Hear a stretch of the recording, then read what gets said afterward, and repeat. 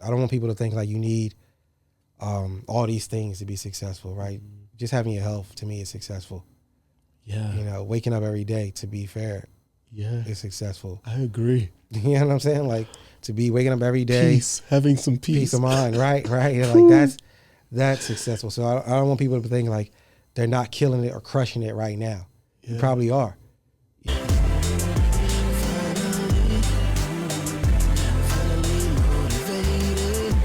All right, welcome back to Finally Motivated. Today we have a very special guest. We have Marcus Williams. He is the investor and contractor that every real estate investor in South Jersey needs to call. I've had personal experience with working with him, and I know that there's always individuals who have trouble with trusting contractors and just trusting someone that's a real estate professional in general. And when I tell you this guy has integrity, he stands by his word, and I'm very excited to have him on. He's also on the board of the South Jersey RIA Group, as well as one of the founders of the of BIG, which is the Black Investors Group down here in South Jersey. So please help me welcome Mr. Marcus Williams. Thanks, man. I appreciate that. You make me sound bigger than what I am, man. I appreciate it. Hey, man, that's because you are. Well, You're bigger than what you believe, man. I'm just a regular guy, man. But I appreciate that. Just a quick backstory. I was originally born in Washington, D.C., right? And then I was raised in Camden, New Jersey. So I'm not from nowhere special, right? And especially growing up in Camden, that's like the worst, if not one of the worst cities in America, right? Yeah. 9 square miles with more crime than any major city in America. So it's like, sheesh. I say that to say, like, seeing me and doing the things that I've done and accomplished what I've accomplished so far, anybody can do it. You know, because we already I've started at the bottom. Yeah. So everything else is up. But there's something about you though, because you might say anyone can do it, but there's certain experiences that you've had specifically that has allowed you to have a certain drive. Have you ever been able to identify like what that is? Like what? Sure. Because there's a lot of people that come out of Camden, but they're not all you. They don't all look at the world the same way that you do. Yeah. So for me, to be fair, it was from experiences of older people, right? Watching them, and there's nothing wrong with it, right? To those who do this, they work 30, 40 jobs 30, 40 years at a job, their whole life, retire, sit back, and I just watched them do that. They would be so exhausted, right? By the time they were retired, they really couldn't enjoy the moments and stuff like that. Or then when they pass away, God forbid, all they had was memory of people knew them for just working that job, right? Yeah. Working that job, not leaving anything behind other than bills or a small bit of money, or not even able to bury themselves. So eventually it's like watching it consistent. It's like, man, somebody has to change this. Yeah. You know, not for myself, but just myself, my family moving forward, my friends around me. Somebody has to change this. Like somebody has to help figure this thing out. Because a lot of times we're not even taught the blueprint on to how to figure it out. You only know from what you know from the people who are around you. You know it's not good. Right. Like how do I know how to become a billionaire or a super millionaire if nobody around me or my family has ever done that? Yeah. So somebody has to like be the first to step outside of that and try to figure it out. And that's kind of like what drove me to do that.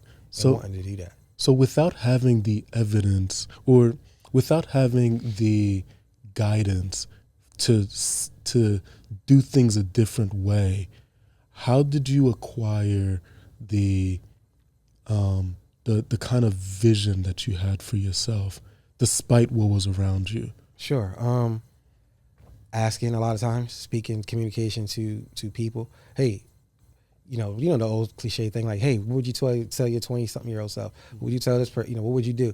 If you're not done that, what would you, just taking them notes from people and just kind of combining that, putting that together, right?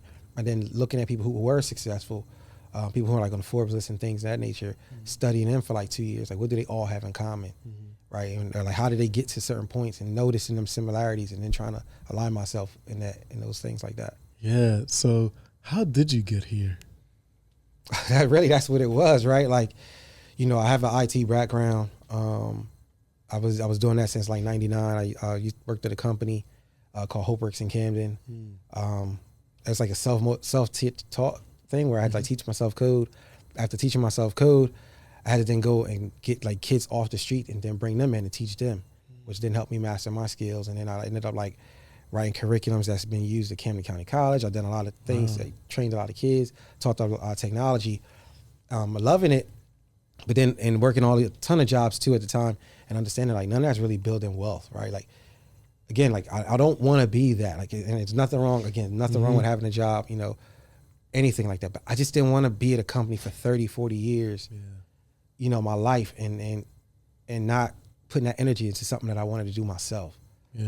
So then when I did that, it was like, hey, taking the time to shut off all the noise, right? Like I stopped watching sports, right? I don't watch Netflix, you know, I don't watch TV. It's books, podcasts, interviews, networking meetups and things of that nature, studying and learning and putting all this stuff to practice. That's kind of what got me here. Now that is a big shift in your lifestyle, your mindset. And although I'm sure you've had it in you where you want something different, you want to build something of your own, but was there a pivoting moment for you? Sure. Or was it just random? Nah, sure. To be honest with you, my daughter was born 9 years ago. Changed my life, right? Again, coming from the environment I came from, didn't make all the greatest choices. Just being a product of my environment, right? My life was going in a trajectory where I would either be in debt or in jail, right? But she was born. And like for the first time in my life, I really cared, right? I really didn't care until that moment, to be honest, to be totally transparent, right? Just the way my life was going. So when she was born, I finally cared. I had a reason, right? I had like a certain level of drive or whatever. I had a purpose, right? And then now I wanted to leave something behind. I wanted to put her in a position to where she didn't have to work hard and things like that. So that was like really my life-changing factor. And it was like, okay, now how do I do better? Like, I have to know better, right? So I had to, like, again, teach myself. I self-taught myself technology and how to code and program and all these things. It was the same thing then, you know, which pushed me into real estate and investing in things of that nature. So I love that. So she's my heartbeat, bro. I tell her all the time, like, thank you for saving my life. She saved my life. Seriously, she saved my life. Well, thank God for her. For sure. I would be, no lie, dead or in jail, because most of my friends are dead or in jail, for sure. Wow. I didn't realize that. Yeah, for sure. Well, thanks for sharing that. I'm sure there's a lot of people that also have that same sort of experience. And they don't know where that pivoting moment is going to come from. And maybe they just got to wait. Maybe they just got to keep experiencing. But is there anything that you could, because they can't have your daughter. Your daughter's yours. That's your drive. Right. That's your motivation. But is there anything that you feel you could provide as like a advice for someone who maybe was thinking that, you know, I really don't care. It's either dead or in jail with the trajectory that I'm going, but you know something needs to change. Sure. I mean, my mindset is different now, right? Perspective. Somebody always has it worse than you, right? Like, I know hard is hard, right? And I think we've talked about it before, choosing your hard, right? Like, today is hard, but even today for you, somebody has it 2 times, 3 times harder. That's true. Right? Who didn't give up, who didn't do those things, right? So now when I look at my life now and just try to find like the why, like everybody has a why. They probably just have to take the time to sit back and just think about it. Like, what is my why? Like, why am I doing this? Why am I going to the job? Even if I hate it or I love it, why? And then determine that and then using that to motivate yourself. So now for me, like, even when things get hard for me now, today, I say, this isn't harder than growing up in the neighborhood I grew up. This isn't harder than losing a friend. This isn't harder than, you know, I lost both my parents to cancer, right? Like, that's hard. You know what I'm saying? Being 35, by the time you're 35, you bury both of your parents back to back from cancer. That's hard. You know what I'm saying? Like, sorry to hear that. But dealing with like real estate, like, or investing, the stock market's down, or, you know, frozen pipes. That's not hard. Like, it's a different type of hard, you know? So you've been able to become more aware of like what truly matters in life and put everything in perspective. I think that's something that a lot of people don't do because we're often in autopilot. You know, we're just going with the flow and reacting emotionally and not really thinking about, well, what am I grateful for first, and what do I have that it would suck if I didn't have. Yeah. Like, for example, for me, I have to be tremendously grateful every single day that I'm able to eat and live because my pancreas doesn't work. Right. And there was a time when I first got diagnosed with type 1 diabetes, I was just mad. I was just thinking, why me? And then after a while, it was just like, I'm not that special. If I can imagine someone else having it and I'm not better than that person, then why not me? And so it made me just have a perspective of, while it helped me respect my mortality, where I don't know what will happen tomorrow, so I'm going to do everything I can today. I got my limbs today, I got my mind today, I got energy today, so I'm just going to do as much as I can because nothing is promised. And yeah, having a good perspective, a good mindset, I think is one thing that a lot of people just overlook. They focus on the thing and not how you perceive the thing, how you perceive your life. Sure. Because if we let's just say we try to break it down, right? Like if I say Pekin, it's like, what do you want your life to look like? And we've had that conversation, right? What are the things that you want? And I say, okay, well then, why don't you have them? Like, give me the reason. Like, why don't you have them, or why can't you get them? You say, well, these are the reasons. And all right, well, let's hit these solutions. Now give me a reason. Yeah. Like, and then we just keep doing that until it's like, there's nothing really stopping you other than yourself, really. When you look at it, like there could be some things, financial things or whatever, but you could partner with people and put those pieces together. When you break it down, like there's nothing really stopping you to do that. It's just really you and your mindset. That's very true. I'm trying to think of something that I could be vulnerable with. See if we can break it down. If I think of something, I'll let you know.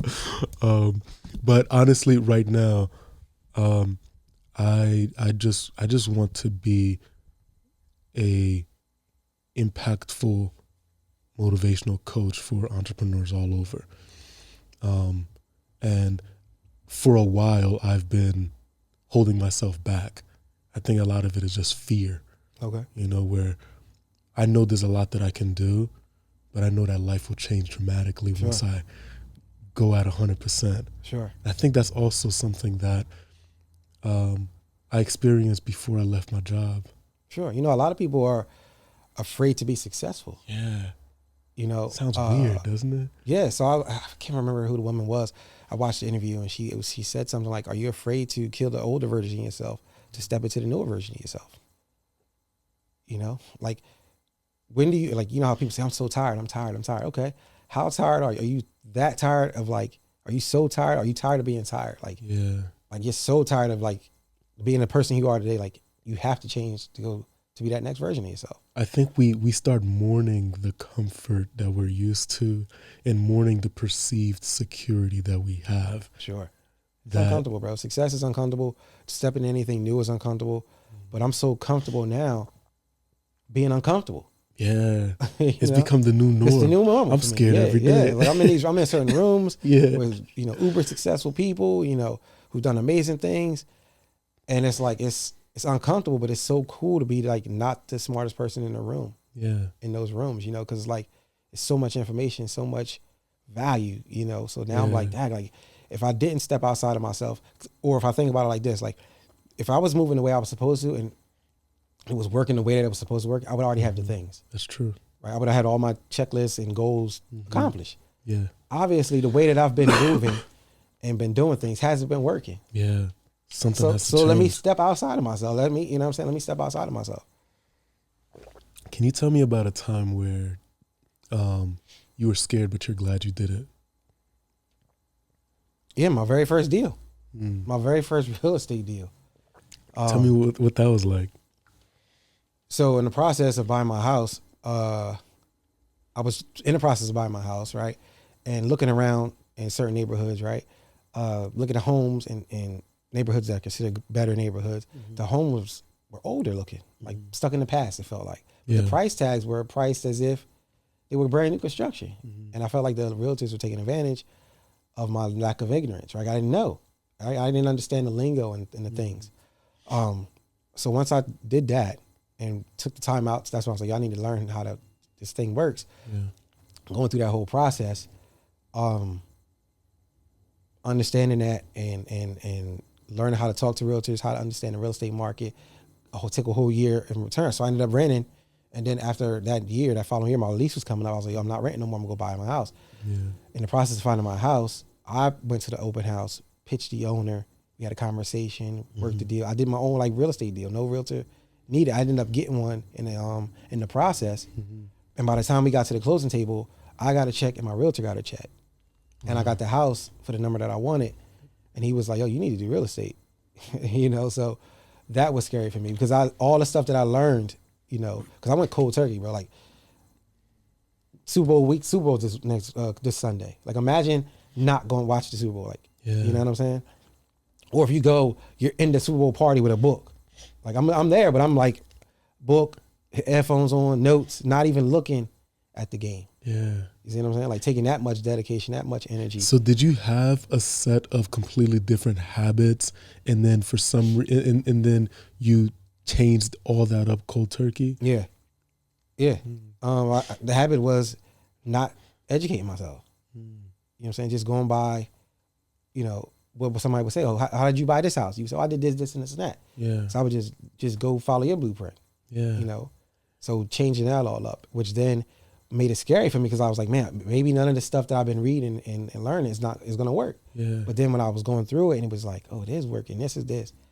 Oh, this doesn't make, this, I understand what this means. I know this. I'm at the title company. I'm talking to the title agent. My brother just sitting there, he's looking like, who the heck is?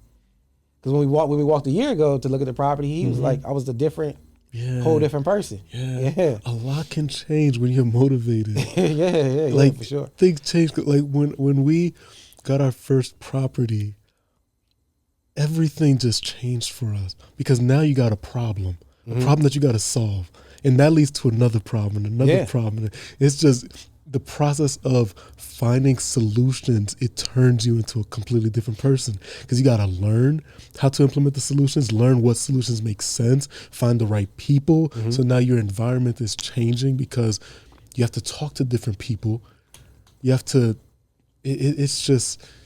Yeah, so imagine I buy that house in, let's say, August, right? So now I'm like, man, he co-signed saying, hey, I need to do real estate. I'm like, great. So now I'm walking around telling people, hey, I'm a real estate investor, but I'm not, right? I'm still working my IT job, but I'm speaking into existence, right? So I'm like, yo, if I could do this, now I want to be a real estate investor. Did that feel weird? Good weird. It was good weird though. It was like because now nobody could say, well, how you a real estate? Well, I just bought my house and I did the deal. You got the evidence. Yeah, I got the evidence. I did the deal, right? Yeah, I have a realtor on here, but I did the deal, right? Which helped. And then I'm seeing one of my childhood friends at an event. We're business partners now, and he was like, "What do you do?" I said, "Bro, I'm a real estate investor." He's like, "Yo, I got real estate." I was like, "How many properties do you guys?" He's like, "Oh, 5 or 6." I was like, "Oh, what?" Kind of had a conversation. Then he was like, "Hey, let's partner up and let's try to make this happen." So when you say step in and be doing something scary, and it ended up changing my life, I ended up just like quitting my job, bro. Like, I was like, you know what? I was frustrated at the time. I was like, yo, like, I really want to do real estate. My job was like forcing me to do more hours than I wanted to. I'm like, yo, I'm not doing 50 hours a week here when I can spend 50 hours a week and put that energy to this over here.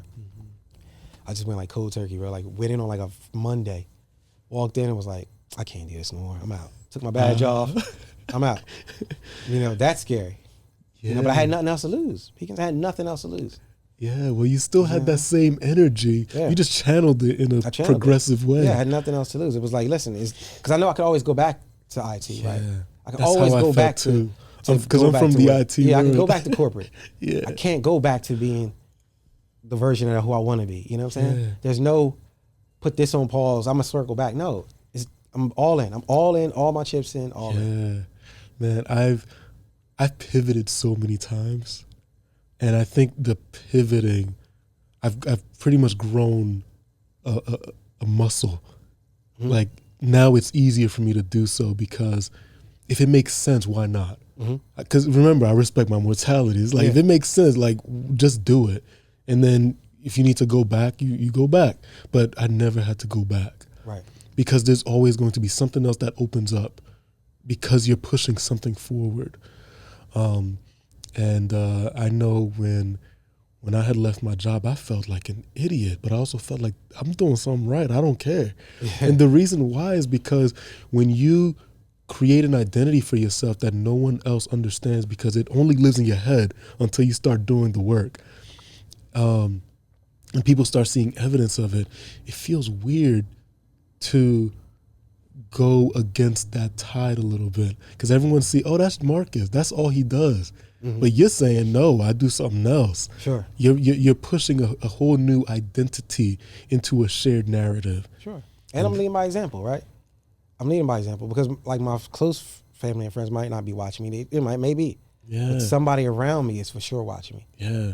Right. So, and I know that as I go back to my old neighborhood, and and now the guys who are, who have been trying to get off the, streets and stuff like this, like, yo, guys, I figured it out. Like, they can see. Yeah, I figured it out. You know what I'm saying? Like, this works. You don't got to do that no more. You know what I'm saying? Like, so I always try to lead by example. Like, somebody has to be the first, right? So why not me? Like, why not me? How did you deal with different options and opportunities that come your way, but still maintain focus on what Oh man, I mean, that's easy for me. For one, just being a black man in America is an obstacle. Especially a darker skinned black man in America, right? That's an obstacle in itself. So I've been built that level of grit and how to maneuver my whole life. Yeah.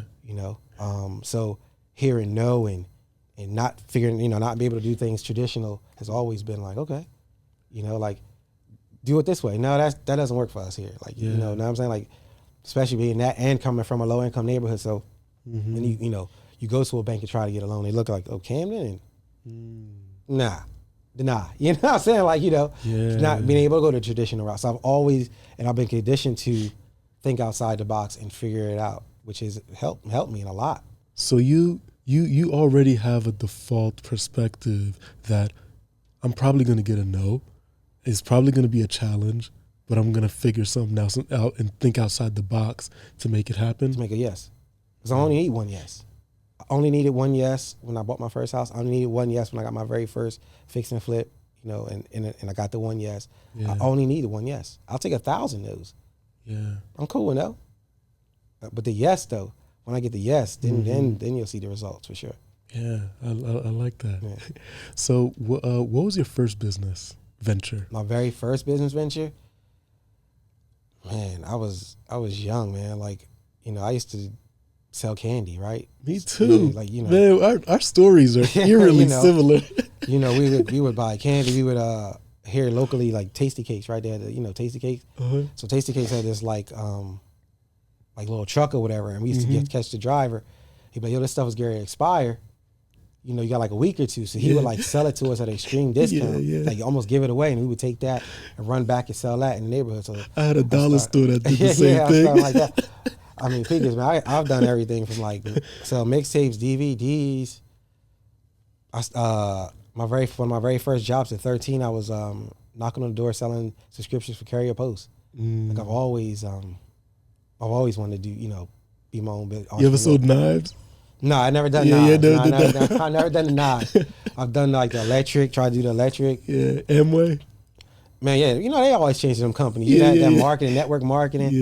Yeah. I've done all type of sales jobs and tried it out. Yeah, I've always tried it. That's the thing for me, man. Like I never wanted to be like the old guy, 60, 70, and the kids coming, my grandkids coming to me like, did you try this? And I'm like, no.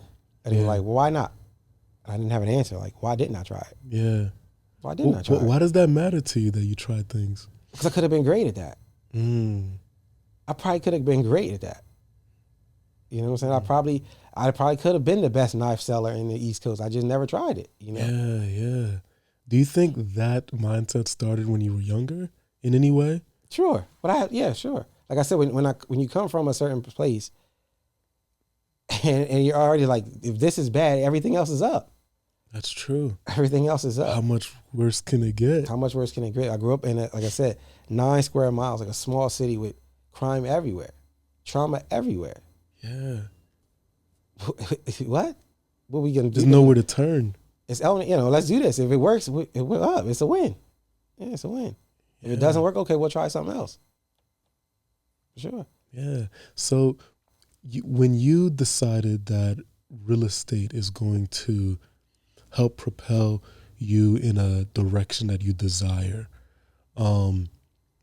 What made it so that if someone, you know how when you go on Instagram and you start browsing and then you see everyone's pulling for your attention, how come you didn't become something else or try something else? Or maybe you have, but what made it so that you maintained your commitment to this path? So for me, like, the thing that really kind of helped me get into really say real estate, whenever I said I studied like the billionaires for like a year, 2 years, right? And they all had the two things in common: real estate and stock market, right? Yeah.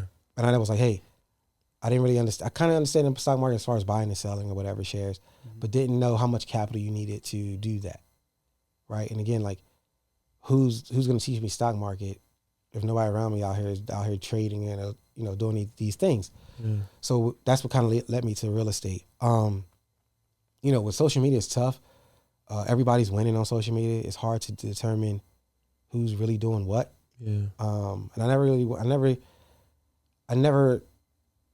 needed that. I don't need the validation from the internet, because I never looked at the internet as real. It's always been a tool for me. And again, unfortunately, being a product of my environment, I used to run from cameras anyway. I never wanted to be on camera. Yeah. Right. The guys I looked up to were street guys who were successful, weren't loud and flashy. Yeah. They were quiet guys who dressed regular, still worked. Some of them still worked. They just hustled on the side or whatever to help compensate for bills and things of that nature. So I never really needed the flashiness. I don't, I only post now because people tell me I should post. Yeah. And I rarely post that. Yeah. I'd rather show you. I'd rather show you. Right? Come take a look at it. And I don't have the time, bro. Like, I don't have how people walking around shooting content all day and the things. Man. I don't have the time to do it. Because you're doing stuff. Yeah, I'm doing things, right? I'm doing things. I've had that problem I know when I leave here, it's going to be like 30 messages on my phone, things happening. I got projects happening now, guys at projects now, stuff happening. So it's like, how did he do it? And you know what's also weird? What's also very interesting? I also don't watch TV or sports, or I don't hang out, like, unless it's like with people that align and are already doing like this I consider hanging out. Yeah, for sure. You know what I'm saying? For sure. Yeah, for sure. I enjoy this. And so when I think about how I already cut out so much and I still don't have time, I'm just thinking, if I had all that stuff that I'm doing, if I added more things, whether it's just more leisure or just things that probably don't align or are not going to take me further in my journey, I'd make less progress, and that hurts. Yeah, let's think about just all the time that we've, like you said, right? Like now we have like our time is focused and it's geared to something. Yeah. Imagine, like, when I look at it, it's scary. Like, all the years and time that I've wasted. Like, right? Like in my 20s, like, man, if I would have did this in my 20s, and I would think about, like, what do I have to show for my 20s? I really don't have nothing that's like tangible to say, like, I accomplished this in my 20s, Yeah. Something like, it's tangible. And, not necessarily like a monetary thing, even like an asset thing, right? Or something that I could pass on. Nothing. Yeah. So that's like, now that's like really driving me and been motivating me to like catch up. I feel like I have to catch up for all the time that I wasted. Yeah, me too. You know what I'm saying? I don't even feel like I've wasted. It's just more so like I know that there's more out there. So it's like, keep pushing and see. Because I'm just genuinely curious. Right. So I'm just like, what more can I experience? What more can I see? What more can I do? What kind of work do you think you enjoy the most? I'm doing it right now. Tell me about that. Real estate investing is the longest but most fun real life Monopoly game I've ever played in my life. You know what I'm saying? I love it. Not only that, I'm really big on relationships, which I love, right? To me, relationships are worth more than money. And it's been proven just on my success so far. Those two things to me are like fun, right? I'm not going back. I'm not going back to corporate. Again, nothing wrong with that. I just love doing this. Like, I love the wheeling and dealing of deals, right? I love buying this deal, do this deal, and we're playing with money that's like to me it was unfathomable. Like, right? Like, just to go, oh man, I need 100,000 to do this. 200,000. That sounds crazy. Now I can make a phone call like, hey, we got this deal on the table, 300,000, and it's like nothing. It's not a problem. You know how to figure things out. I remember I had called you up about this seller financing opportunity, and you was like, yeah. You just go ahead and do that, and then you offer them this, and I was like, you sure? Like, hey man, if they say no, you negotiate. I don't. I couldn't go to a Bank of America. Yeah. Right? I can't go to a Chase. Mm-hmm. I can't go to let me be totally transparent. Right? I just got my credit together. Like I've been doing this in April, be 5 years, right? It'll be my 5th year. I'll be graduating from my senior year of real estate investing school, right? I'm in my senior year, right? Headed to my cap and gown to do things, right? Congratulations, brother. Yeah, right. So that's how I went through it, right? That's how I conditioned myself. Like, instead of going to college, I'm going to go hard at this for these 4 years. So when I started, I couldn't go to a bank and go, hey, I didn't have the 20% down. I don't have the 30% down. Not only that, I just quit my job. So I killed my 2 years of work history. Yeah. Right? I almost self-sabotaged myself. But you wasn't going to let that stop you. No. I've been able to do other things over here. Again, if I'm able to be successful and do things with all this energy focused over here, right? Whether it's been good or positive, let me take all that energy and force it and focus it on this. What are the results? And that's how I was, right? Like, so again, like not being able to use the bank, not having the capital, not having the credit. How do I still buy this house from somebody? Yeah. So you're not stagnant. Yeah, I'm not right. Right. I'm okay. This person doesn't want to put it on the MLS. They don't want to use a realtor. I don't want you to put it on MLS because I don't want to have to bid with other people. Yeah. Let's figure this thing out and then have a conversations and understand how to talk and understand what languages, words can unlock and lock doors, allow me to leverage that and work in my favor. Yeah. Yeah. I like that. Something, because you need the problems.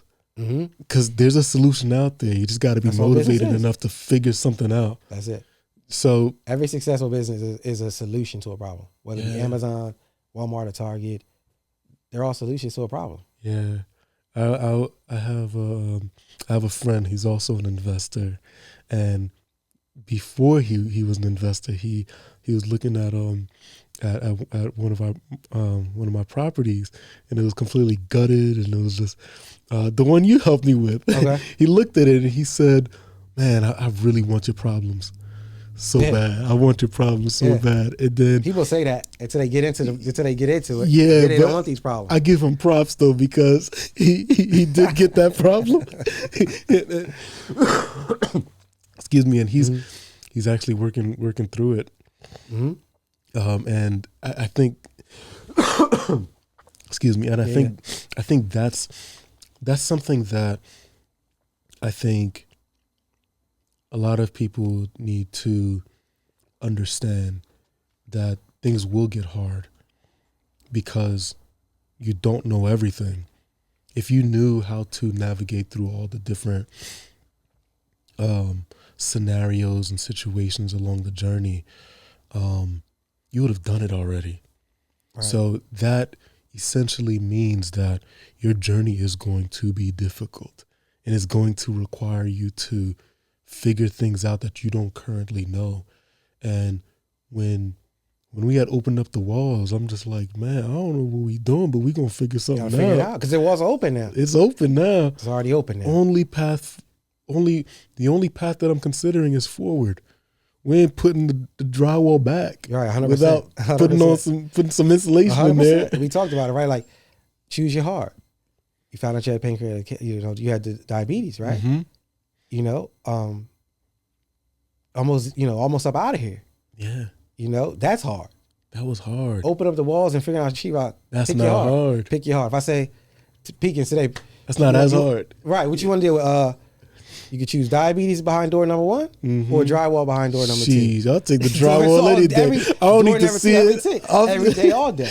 Right. It's every day, all day. But you have to go through that initial hard to understand, the door number 2 hard, right? Yeah. So it's just new. Yeah. It's just a new hard. It's not the worst thing ever. It's just a new hard. It's just new because it's undiscovered information you don't know. Yeah. Right. So that's why we go back relationships. Now you have somebody like myself.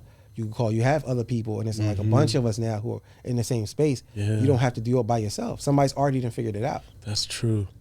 That's something that I've struggled with in the past, where I think I got so used to being a lonely entrepreneur Yeah. that I felt like I had to do everything on my own.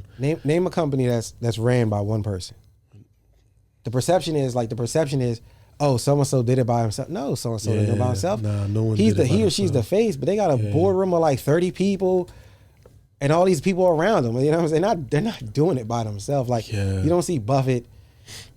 You know, he ain't out here doing insurance claims and all the things. He's like, he has teams and all that for that. You know what I'm saying? But the perception is, entrepreneur, you got to do it by yourself. Nah, if know what I know today, I would try to find people who are like-minded with goals and things and leverage their strengths, and we'll build it together. Even if I had to offer up equity and ownership, I would do that for sure. You know why? I think I thought that I had to completely do it by myself because growing up, there wasn't anyone that understood around me entrepreneurship. Like we were immigrants and we came here and we were focused on my family, my community, they were mainly focused on finding something that seems very secure, whether it's the job that you choose, a lot of it was that, like, focus on getting a job that we believe is going to have the security. Sure. That, like, so become a doctor, become a lawyer, something like that. And when I went to college, everything, like, my mind started opening up a lot more. And I started taking a little bit more ownership on my life and what I want, because I knew that whatever major I chose, I had to do it. Yeah. And then after I graduate, I had to do the work. And there's just a lot of time that it needs to be worth it. Sure. And so I think because no one really understood how I wanted to just create something, it felt very lonely. And fortunately, I had my brother, who was my business partner since middle school. Okay. We used to sell candy together. Okay. But without that, it would have been near impossible for me to think of a different mindset and think that I could think of things with a different perspective and create a business. And by the time we got to, by the time we were in college, that's when I almost felt like I don't need anybody because my brother right here, and I know we're going to figure it out. Sometimes that's all you need is like that tag team partner. Yeah. You know what I'm saying? To somebody to just, who's just going to ride that with you. You know what I'm saying? Like somebody's just going to go down that path with you. Whether he did the things or not. Just somebody to just be there with you so you're not doing it alone. Yeah. I get that. But sometimes, what's crazy too? Like when you first try to do this, go down the path of entrepreneurship and you start talking to it about what it is and people are looking at you like you're speaking another language or like, oh, because you're going to go from doing this to this, like how, like almost like a get rich quick scheme. Yeah. You know what I'm saying? Are you sure about that, Marcus? Yeah. You sure? Like, you always trying. I've heard that my whole life. Here you go with another thing. Here you go with another thing. But I'm like, like the things that I've done weren't failures. Like I used to have a digital magazine company. We didn't fail. Yeah. At the time we were doing printed mags. Right? But we seen the transaction of digital coming. Yeah. And the price of paper was going up and trying to, but at the time it was like, hey, ads and things where we just couldn't see how to monetize it. Yeah.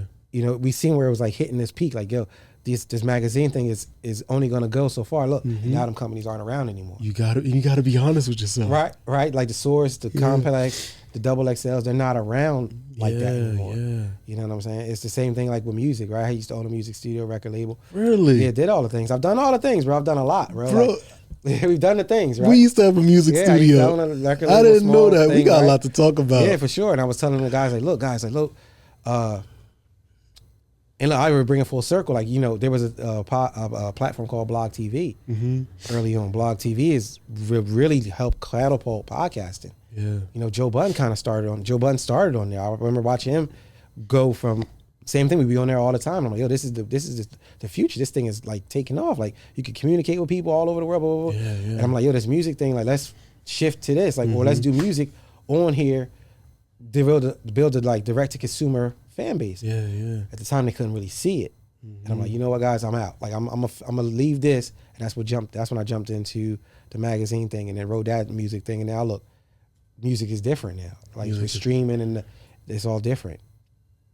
So Yeah. just always trying to find the next thing. I've always been like trying to find the next thing, or and looking at that. But this real estate thing has been consistent. And it ain't going nowhere, and I ain't going nowhere. So Yeah, that's how I feel as well, and that's what I mean by like it.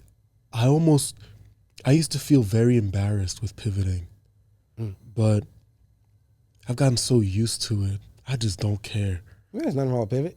I like if it makes sense, you just do. Sure. But the thing is, it gets uncomfortable when you start listening and feeling the energies of other people around you that don't see what you see. Sure. And so you're kind of against the grain a bit, and that can get a little uncomfortable. And you just got to shut that out sometimes. Think about it like with all the people now, like with Netflix and YouTube, right, are the biggest platforms. Yeah. Traditional TV didn't want to shift and pivot. Yeah. Eventually you're going to have to, you're going to become extinct, right? You have to. Yeah. Like even with us, like let's just say, even with real estate, right? Like here in the Jersey market, especially South Jersey, our market, rents are crazy. Rents are and mortgages are like here, right? So eventually somebody's gonna have to pivot. Us as landlords are gonna go, hey, we gotta we can't keep pushing these rents. Yeah. And then, because people are gonna be stuck in their house, or we're gonna get, people gonna have revolving doors. So it's just a part of growth, bro. Like we just you have to. And it's okay. Yeah. It's okay. Like what I'm not okay with is losing. Right? Like I'm not willing to be that stubborn to where I'm willing to lose it and lose everything I worked for because I'm stubborn. What does losing look like? For me, Yeah. not trying. Because Not you trying. identified that pivoting and maybe a business dissolving and all of that, none of those were failures. But there is something that you describe as a failure, and that's Not trying. not trying. Yeah, not trying. Right? Like in business, right, you can see the number, like, I always say it, and it's a classic hip hop line. Men lie, women lie, numbers don't.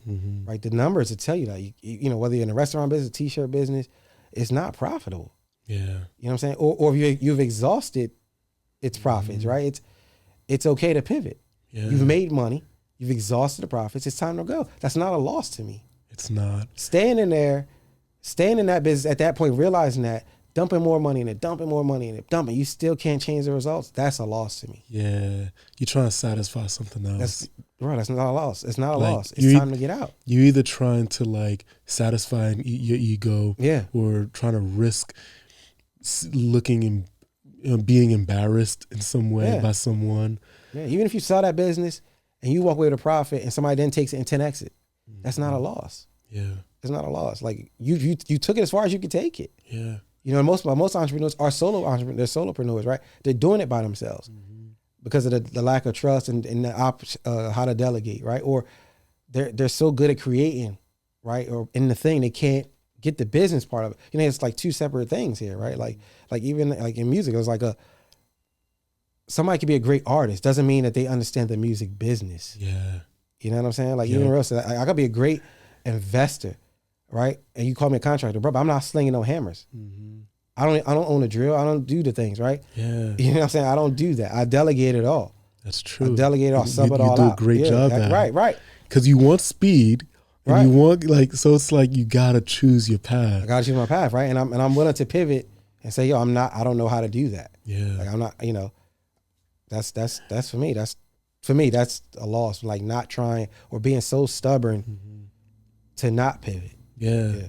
So I actually developed a personality assessment for entrepreneurs, and it was birthed out of the idea that we all have different things that we're motivated by, and it's okay to not be like the other entrepreneurs that you see because they're motivated by something else and they have different emotions that they desire that you might not feel so strongly about. And sometimes it's best for you to focus on what you desire and then partner or delegate with someone who that's what they do. That's what they love. For example, one of my personality types is I'm an artist, and I'm motivated by being able to capture an emotion and package it so that I can deliver it to someone that is also able to appreciate that experience and that emotion. And sometimes as an artist, you can get so caught up in being in the space of that emotional experience that you're forgetting the boundaries that are required for it to not be chaotic. Yeah. Because in order for someone to appreciate the art, it needs to be within a canvas. It needs to be within a certain amount of minutes so you can hear the song and it not go on for hours. But as an artist, sometimes you can get carried away. And what this assessment does is it helps you figure out what restraints you need to apply and how to leverage other people's personality types so that you can move your vision forward. But I say that to say, I have a lot of respect for you for being able to firmly stay in the lane that you've chosen and say with confidence, I'm not lifting a hammer. And you're serious about that, but you're able to carry out a project with speed, with integrity. You have good oversight over it. And I think that's something that a lot of people need to also understand, because they sometimes feel like they're losing by letting go. Sure. So for me, I'm an investor who just happens to have a contracting license, right? Yeah. So most of my clientele are investors, right? Yeah. And a lot of times, like when we first met, you were doing the things. You were an investor, but you created yourself more jobs by DIYing it. Yes. Right. And we had to have a conversation like, Pekins, if you are buying the properties, going to Home Depot, doing the work, right? Then trying to do all this other stuff, how are you going to get the next deal? And then on YouTube University. Right. And then so how are you doing that? And then how do you get the next deal? How do you go, so you said, Mark, I want 20 doors, whatever. Well, how do you get there? How do you get there if you're doing all the things? Very slowly. You never get there. Very, very. Yeah, you'll never get there. It'll take you forever to get there. Yeah. Right. So that was for me. I had to realize that too. Like I can't be and do all the things. Yeah. Right. And even still, I'm still trying to fire myself from other things to go continue to do bigger things. Like that's my graduation gift. Yeah. Come this year 5, putting people and say, hey, being able to ask for the help. Like, yo, I need help. And because people come around me all the time and say, hey, I'm new, I want to learn, I want them to help. And I'm like, well, let me know what you want to do. Now I'm like, no, you want to help me? Here's what I need. Yeah. Here's what I need. I'll give you all my resources, all my access, all the things. You can help me for free if you want. If you want to figure out a number, let's try to figure out a number.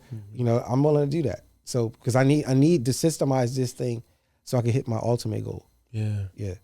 If you had no financial limitations, what would you do? That's the thing that motivates me. Like now that I've been able to accomplish some things, like now what can I really get to? Man, it's scary to think about it. Well, I know some things I would love to do. Yeah. Some things that I would love to accomplish. I do want to accomplish owning $1 billion worth of real estate. That's one of my ultimate goals.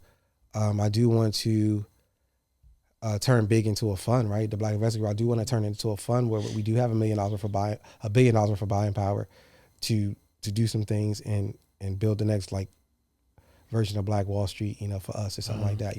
That's really what I would do. A lot of traveling, a lot of impact, right? A lot of giving people opportunities. I would love to be a lot of yes for people who are me. Yeah. Why is that important to you?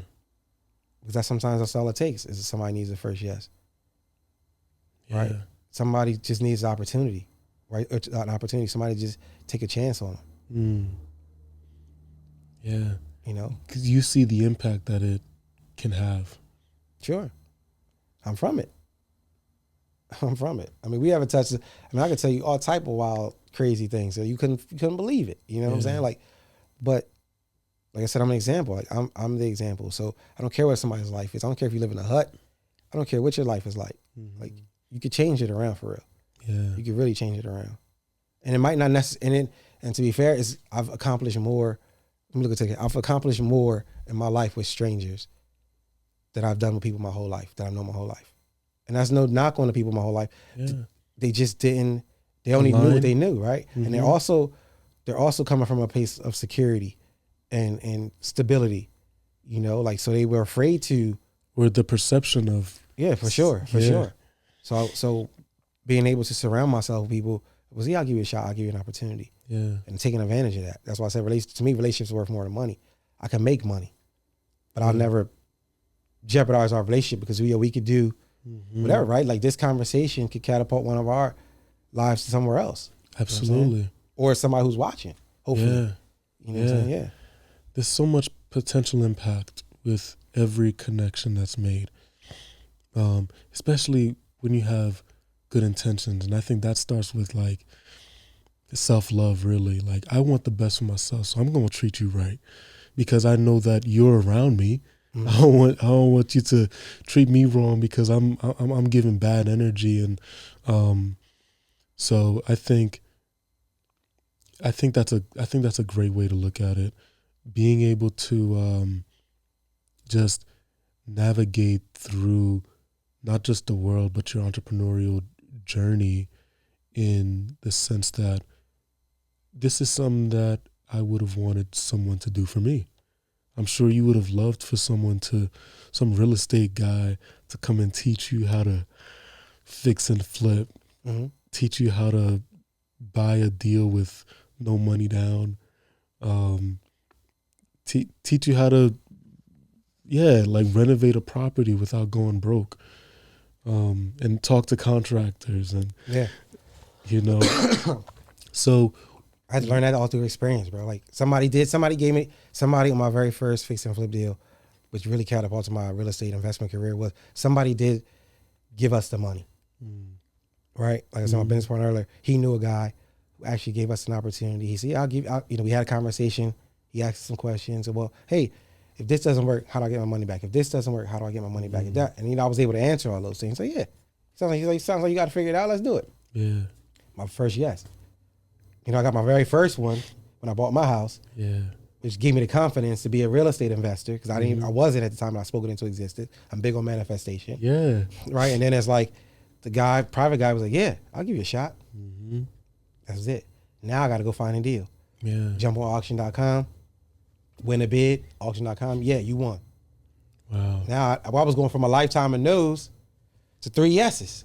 Just like that. Just like that. Well, it all started with the belief. Yeah, 100%. So you were a real estate investor before you do the work. Like, I was a real estate investor, right? When I was teaching myself how to be a real estate investor. Exactly. Yeah, sure. That's something that I learned from this book by Gary Keller, Millionaire Real Estate Investor. Yeah. Okay. Yeah. Mm-hmm. And it was saying something like how the first thing is you gotta have the identity of a real estate investor. You shouldn't wait to have the properties to be a real estate investor, because the work that a real estate investor does is look for deals, look for opportunities. That's it. If you're doing that, you already are that. And the more you say that, the more you claim that, the more action you'll take towards making that happen. And then people will start believing you. And when people start believing that that's what you are, they'll bring you the opportunities, because they know they'll say, oh, you know what? I met that guy at that networking event. He's a real estate investor. They don't know how many deals you've done or haven't done. They just know that, hey, I like this vibe and he does this, so I'm gonna call him. Yeah, it's like a secret. It seems easy because it is. So think about it like this, right? We all started with candy, right? Mm-hmm. Or let's even say the water bottle, right? The hustle's the same. Sure is. The product is different. Yeah. Whether it be a bottle of water, a candy bar, $500,000 house, it's the same. Yeah. It's all the same. It's just the product is different, right? Certain things shifted or whatever. So for me, that eliminated a lot of the fear for me, right? Oh, okay, yeah. I used to sell candy, I used to sell paper. I can sell a house. Yeah, why not? Why not? Yeah. No, you're good. So what's next for you? What can people look? What's next for you? Period. Okay, so just say like a career wise, biggest now 2 years old, Black Investor Group, right? And just to speak on that, it's how that came about was being in rooms with entrepreneurs who didn't look like you myself, you and me, right? No blacks, no Latinos, and wanting to do amazing things with people who look like us. Yeah. So and I understand that like maybe everybody can't come in these rooms and go, but I could bring back these relationships and these information and these blueprints though. Yeah. I could bring that back.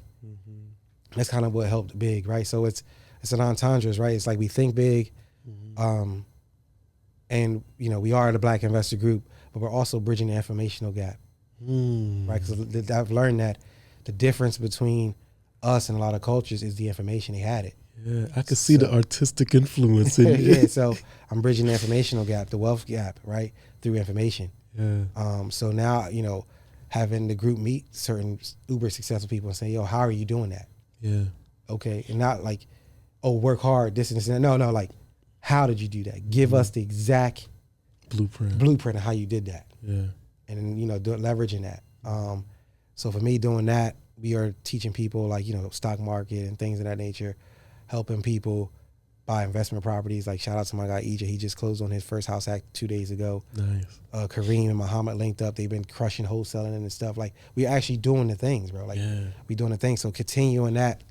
My goal is to take 10 people from the group, $1 million worth of funding, $100,000 worth of funding, gives us $1 million. We'll go buy something that's collective and take them same 10 people to get them to $1 million. And then my ultimate goal is to take 1,000 black people with $1 million worth of funding and turn this into a $1 billion fund or trust or something. And we go do something, buy businesses, cash flowing assets, right? That's on that level. Jumping into apartment buildings, personally, and some bigger deals. I want to buy some international properties. I go to Colombia in 2 weeks to go look at some properties. I was at your home. Yeah. They call it DR, I call it IT, or I call the whole thing Haiti, right? Buying properties over there. I'm doing that. Philippines in August. Doing some things like that. And really dumping this information to my daughter and my kids and stuff like that. Like I want to, change some lives of youth early. Yeah. Been talking to some people about doing like a school too, like, entrepreneurship type of school. Yeah.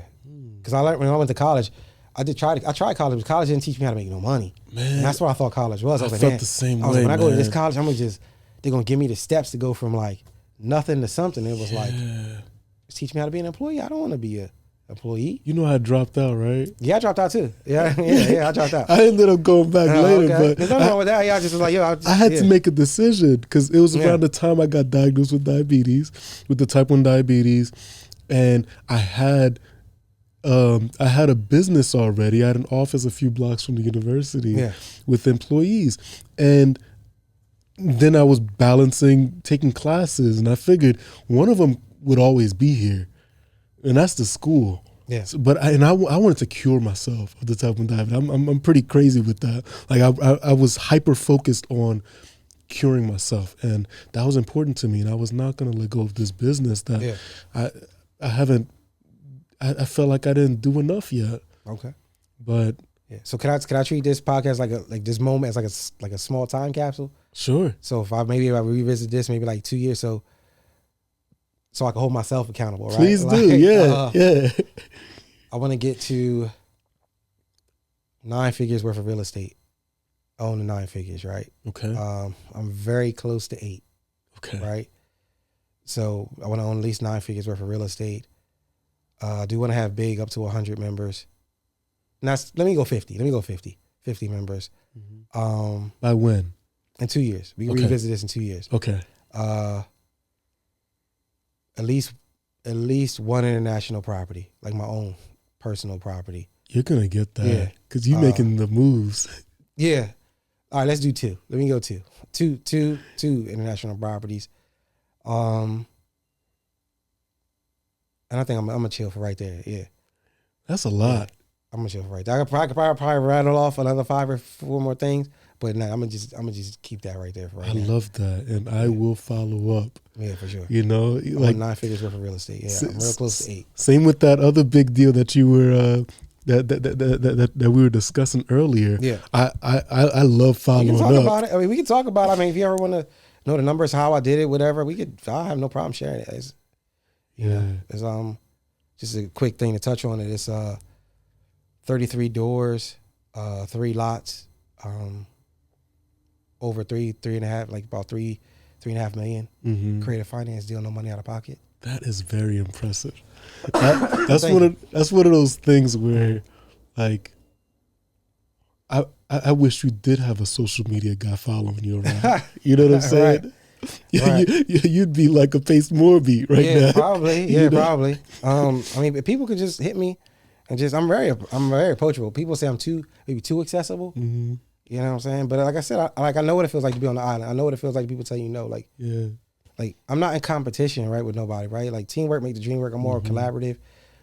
The only thing I'm really in competition with, to be truthful, Pekins, I'm in competition with the old version of myself. Right? That's what I'm in competition with. Who's winning? Me, because I'm not going back. I got too much to lose to go back, right? Yeah. That's why real estate, and that's how I treat like every day. This has to work for me. Yeah. You see what I'm saying? Like it's not hard to go back to doing street things. That's easy. You know what I'm saying? Got a bunch of people like, you come on back. We've been waiting for you to come back. I ain't going back. You'll be right there waiting. Because they ain't going nowhere. I ain't going to that. I ain't doing that. I ain't going back to that, right? I'm not going back. Corporate America, I knew you was going to fail. Come on back. You want another season? Nah, Corporate America, I ain't going back. Yeah. So this got to work for me. And that's how I treat it every day. Doesn't matter what I accomplish today. Cool. I'm going to keep going. Like I got to keep going because I'm in competition with that. I'm not in competition with you. We can collaborate. I need you to get more doors. I need you to figure out this other new business. Because now they got a new blueprint. Right? Like a couple guys around me got some laundromats. We were talking about, now I know how to run laundromats. Because they got them. Exactly. Right? That's what I want. I want to own laundry. Like, so now we're talking about getting laundromat. I got a new blueprint now. I'm not in competition with them guys. I want you to get 100 of them. So now I know not to fail. You just helped me be more successful when I get my first one. I love it. I love that perspective. Yeah, for sure. So everything that you need is out there. And it only takes a connection or willpower and action. So what do you need? You mentioned the things that you're going to accomplish. What do you need? What do I need? I need systems, right? I need to take this time to implement systems to allow me to do the things that I need to do, what I'm really good at, right? Raising capital, building relationships, finding opportunities. That's what I need. I need to implement those things, fine-tune them things to allow me to step away from the day-to-day to go do those things. Got it. Okay. So repeatable tasks. Systemizing repeatable tasks. Yeah, systemizing repeatable, or firing myself, like allowing me to fire myself from the things that aren't helping me get to what my ultimate goals, right? Like, got it. To help me go outreach. For example, like to go find 100 unit, apartment building, or go try to build a resort over there in the DR, which I was trying to do, right? It's hard to do that, but I still have to come back and make sure my rentals are good, my fix and flips are good. I need to put things and people in place to make sure that's running, so I could go be doing these things. Got it. You know what I'm saying? I like that. Yeah. Okay. And I do want to leave it, but like, I don't know where people's situations are. I really don't care. Like, but broke is a mindset, right? And poor habits, right? Broke is a mindset. Like, your mind is broke only because you just haven't applied it to whatever you wanted to apply it to be whatever you want to be, right? Yeah. So once you unbreak that by blocking out all the noise, that goes away. Yeah. Poor is habits, right? Passing over opportunities repeatedly, right? Once you understand that, you'll stop doing that. Your life will change, bro. Like, So I'm never broke. My mind's not broken. I fixed that. Yeah. Right. Whether like you say like, Mark, let's go be dog walkers. Like, all right, let's go research it. All right, let's figure that out. Right, let's go do that. Yeah. So my mind's not broken. We can figure that out. Yeah. Right, and then passing over the opportunities repeat. Like poor is identifying opportunities and not. You know how people say, let's just take it right. I don't want to timestamp this thing, but like let's just say, Trump just won the election and stock market's been red, and people go, when do I buy? It's like, bro, it's on sale right now. It's on fire sale right now. Like, anytime, like if you want to buy Apple and it was at $250 and now it's at $218, what you waiting for? That's the time, right? We gonna wait till to get to $150. You're passing over the opportunity. Yeah. You know what I'm saying? If that That's makes a sense. tough mindset to shift. Okay. Well, Or are you tired of being in your current situation?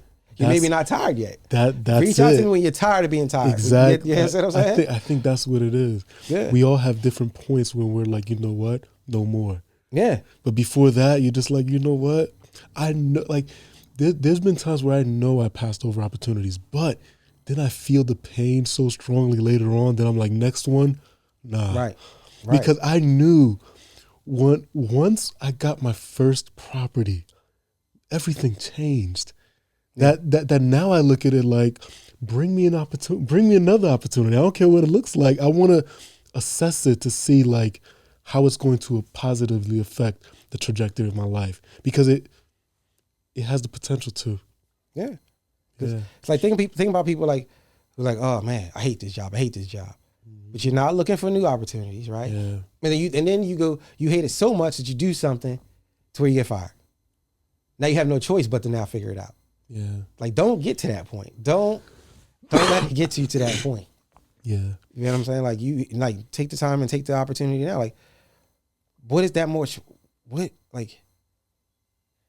is more important than chasing your dreams?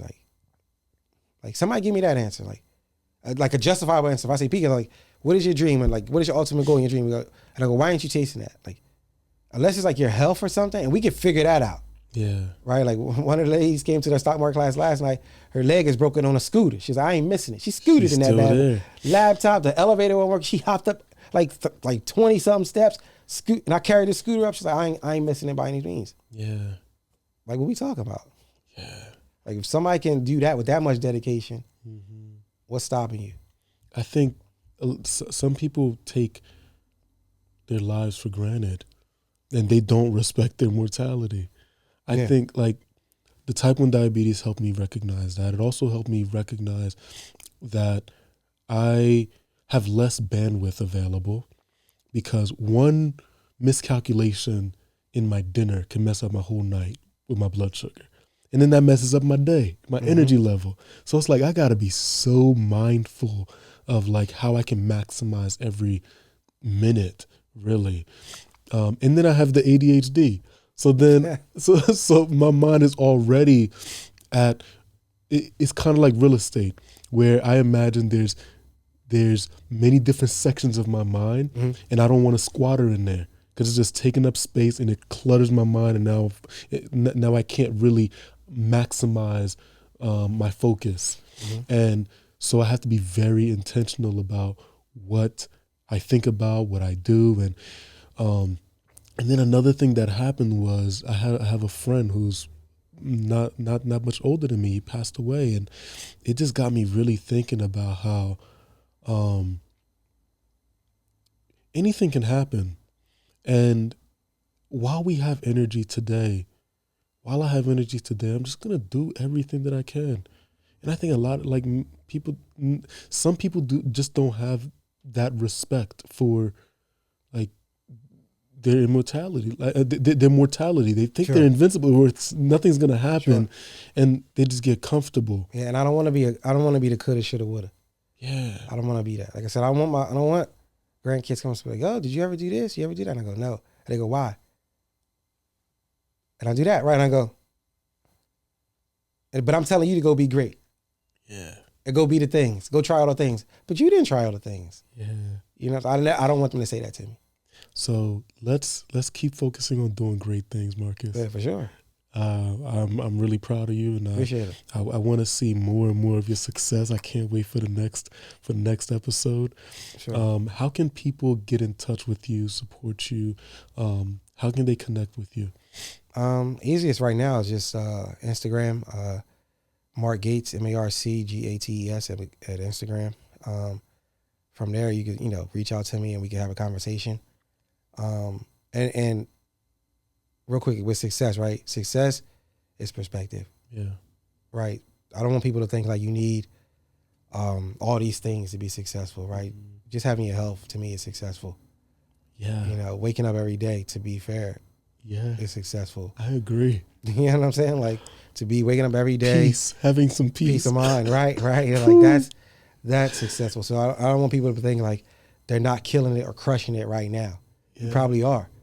You know what I'm saying? Like if you were better than who you were yesterday or a year ago today, if you're consistently growing, that's successful. Yeah, I like that. Yeah, for sure. I don't want people because we'll mentally block ourselves and think, oh, I ain't doing. So and so got a new car or whatever. That doesn't make that person successful. They just happen to have some money, or maybe not. Maybe they don't. Maybe they keep it up with the Joneses. You know what I'm saying. That's not success. Yeah. You know. Yeah, it's a marathon. It's a marathon. It's all a marathon. I'm not in a race with nobody. I don't want people to feel like they're in a race with somebody. Yeah. Yeah, for sure. You guys here to hear. Even though you see Marcus doing big things, you can do it too. And more importantly, do what matter. Do the things that matter to you, that make you feel fulfilled, because that's what really matters. Whatever brings you that sort of peace, whatever brings you love, whatever brings you the prosperity that you look for, search for that, and don't compare yourself to the path of someone else, because yours is still being written. So Marcus, thank you so much for coming on the show. This has been amazing.